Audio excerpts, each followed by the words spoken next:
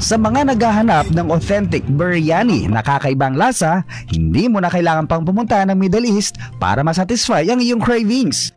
Meron na kasing Mediterranean-inspired resto din sa Batangas City na nag-o-offer ng mas level up na biryani. Ang kanilang biryani kasi, karne ng kambing ang kanilang toppings.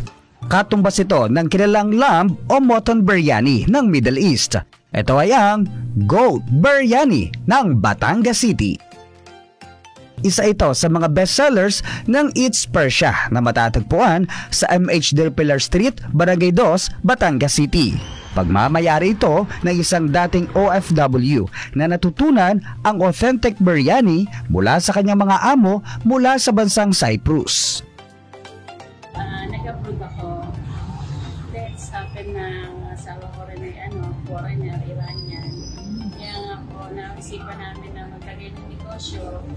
At ang ipangalan niya na ako naman ay Eats Persia kasi siya ay Persian.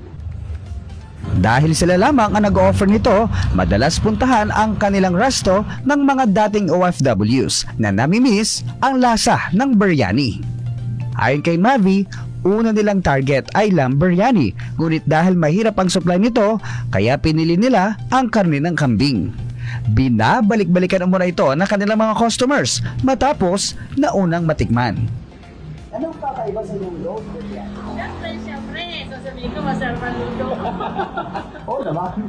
Yes. But I'm sure na masarap ang luto ko. Otherwise, mga customer ko naman po, sa kanila sila nagsasabi na masarap yung biryani namin. Biryani ko. So ito na nga mga kabrigada ang ipinagmamalaki ng Eats Persia na goat biryani. Yan. So, si Ma'am mismo ang nagluto. So, ito matitikman na natin. Malambot ha? Malambot.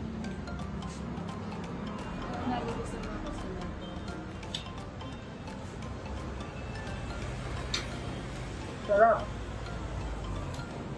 Siyempre ang kanyang sauce.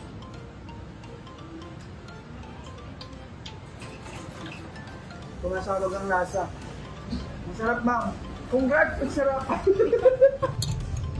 Maliban sa kanilang goat biryani, patok rin sa kanilang mga regular customers ang kanilang chicken at beef biryani. Best sellers din ang kanilang shawarma at mga lutong kebab. I-invite ko po kayo na try nyo ang aming biryani, ang aking goat biryani, at hindi kayo mapapaya. Sasarapan ko pa lalo pag kayo babalik lagi.